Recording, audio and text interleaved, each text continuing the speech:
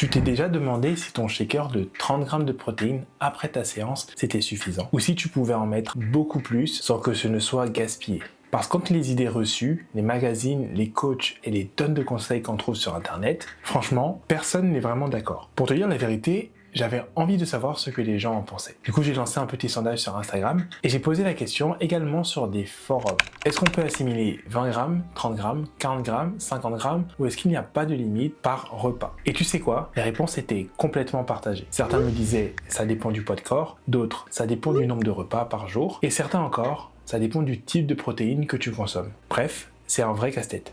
Et honnêtement, moi-même, instinctivement, je me dis qu'il n'y a pas de limite si tu digères bien. Mais en même temps, pendant des années, on nous a bassiné avec cette idée qu'au-delà de 30 grammes, ça serait perdu, oxydé ou encore gaspillé. Et cette idée a la vie dure. Alors aujourd'hui, on va essayer de mettre un peu d'ordre dans tout ça. On va voir ce que disent les études scientifiques, ce que j'ai observé de ma propre expérience et surtout, comment tout ça se traduit dans la vraie vie. Parce que ce qu'on veut tous, c'est construire du muscle, optimiser nos repas et arrêter de stresser pour des chiffres qui n'ont pas forcément de sens. Si tu t'es déjà demandé combien de protéines tu pouvais vraiment utiliser par repas, reste avec moi, on va démêler le vrai du faux et je te promets que tu vas repartir avec des réponses concrètes et applicables. Franchement, quand j'ai commencé la muscu, j'étais complètement obsédé par la quantité de protéines par repas. Je me limitais à 30 grammes parce que tout le monde disait que plus que ça c'était gaspillé. Alors je faisais hyper gaffe, shaker après chaque séance et je mangeais tard le soir pour éviter le catabolisme. Et puis je suivais des youtubeurs comme From Human to God ou encore Nassim Saïdi qui racontaient leur routine alimentaire. Et franchement, à l'époque ça cultivait plutôt l'idée comme quoi la protéine ne serait pas totalement assimilée si on la prenait en grande quantité. Mais avec le temps, j'ai appris à prendre du recul. J'ai commencé à expérimenter, à réduire le nombre de repas, augmenter la quantité de protéines par repas, mélanger les macronutriments, et tu sais quoi, mon corps s'en portait très bien. Aujourd'hui par exemple, j'ai 2 gros repas entre 60 et 65 grammes de protéines, et le reste, j'ai un petit déjeuner le matin à 30 et 2 collations le soir à 30 chacune. Et ça marche parfaitement pour moi. Même si au début, les études disaient 30 grammes max, instinctivement, j'avais l'impression qu'il manquait quelque chose dans ces chiffres. Le truc que je retiens de cette période, c'est que les idées reçues peuvent vraiment nous limiter, surtout quand tu débutes. Tu passes ton temps à compter chaque gramme, alors qu'en réalité, ton corps est bien plus flexible qu'on ne le pense. Et c'est justement cette expérience personnelle qui m'a donné envie de creuser le sujet. Combien de protéines peut-on vraiment absorber par repas? Est-ce qu'on doit absolument fractionner nos repas pour optimiser la croissance musculaire? Alors, on va parler de chiffres et d'études. Il faut comprendre ce qui se passe vraiment dans ton corps quand tu manges des protéines. Parce que ça, beaucoup de gens ne le savent pas. Et ça change tout.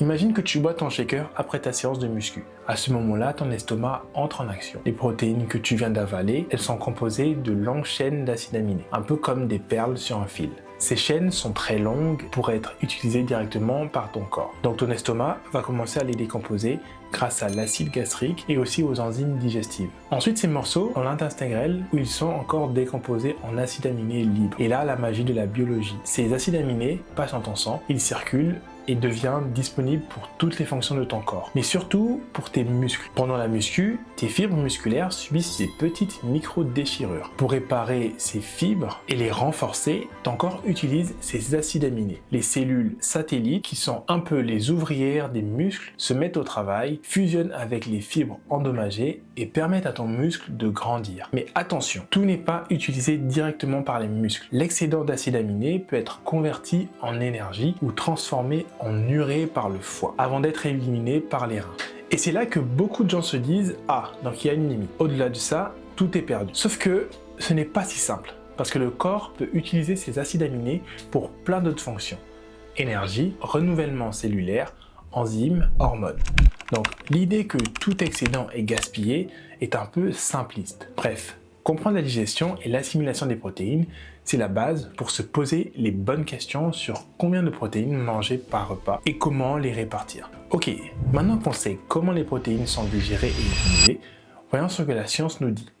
Parce que franchement, c'est là que les idées reçues commencent. La première étude que je veux te partager date de 2009. Les chercheurs ont donné à des participants différents shakers après une séance de musculation. 0 g, 10 g, 20 g, 30 g, 40 g de protéines. L'objectif, mesurer la synthèse musculaire, c'est-à-dire à quel point ton corps fabrique du muscle après l'entraînement. Résultat, 20 g de protéines suffisent pour stimuler la synthèse maximale. Au-delà, une partie des acides aminés excédentaires était oxydée. Si tu consommes 40 g, la différence avec 20 g n'est pas énorme. Et une partie n'ira pas directement dans les muscles. Mais attention, c'était une petite étude avec seulement 6 participants. Donc on ne peut pas généraliser à tout le monde. Ensuite, la deuxième étude en 2014 avec 48 participants a testé 0 g, 10 g, 20 g et 40 g après la muscu. La synthèse protéique augmentait de 49% avec 20 g et de 56% avec 40 g.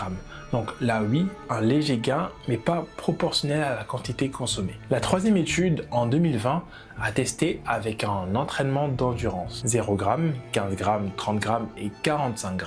Résultat, 30 g suffisaient pour stimuler la synthèse maximale. Si on regarde ces trois études, on pourrait croire que la limite est entre 20 et 30 g par repas. Mais attention, toutes ces études ont été faites avec des shakers purs, pas de repas complet, et les mesures ne duraient que quelques heures. Dans la vraie vie, tes repas contiennent glucides, lipides, fibres, ce qui ralentit la digestion et étale l'absorption des acides aminés. En clair, dans un vrai repas, tu peux consommer plus de 30 g de protéines sans que ce soit gaspillé.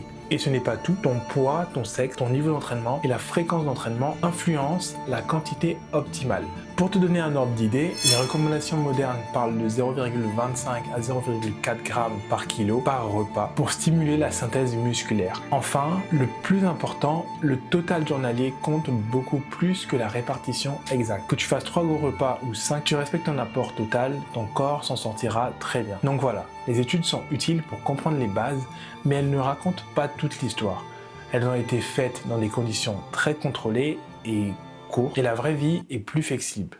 Alors, tu crois que ton corps ne peut utiliser que 30 g de protéines par repas? Eh bien, une étude de 2023 vient totalement chambouler cette idée reçue. Et crois-moi, c'est assez surprenant. Les chercheurs ont testé 3 doses, donc 0, 25 et 100 g de protéines. Oui, tu as bien entendu, 4 fois plus que ce qu'on pensait être la limite. Et cette fois, ils ont mesuré la réponse sur 12 heures. Pas juste quelques heures comme dans les études précédentes. Résultat, 100 g de protéines a provoqué une réponse anabolique beaucoup plus élevée que 25 g. En clair, ton corps peut utiliser bien plus que ce qu'on pensait pour construire du muscle. Surtout si c'est dans un repas complet avec des glucides et lipides. La digestion est plus lente, les acides aminés se libèrent progressivement et rien n'est gaspillé. Donc cette étude remet totalement en question le mythe des 30 g maximum par repas. Même un gros repas avec 60, 80 ou 100 g de protéines peuvent être efficaces et ton muscle continue de se construire. Alors concrètement, est-ce qu'il vaut mieux faire 3 repas ou 5 repas ou un seul énorme repas par jour? La bonne nouvelle, c'est que ça importe finalement peu pour l'anabolisme global. Tant que ton total journalier est respecté, que tu sois fan de 3 gros repas ou adepte d'un jeûne intermittent avec 1 ou 2 repas, ton corps s'adapte. Bien sûr, un gros repas mettra un peu plus de temps à être digéré, donc tu peux être flexible selon ton mode de vie et tes préférences. Et maintenant, restez bien attentifs. Dans la prochaine partie, je vais te donner des conseils pratiques pour appliquer ça dans tes repas quotidiens sans te prendre la tête, tout en maximisant tes résultats. Alors, qu'est-ce qu'on retient de tout ça? Premièrement, il n'y a pas de limite stricte à la quantité de protéines que ton corps peut utiliser par repas.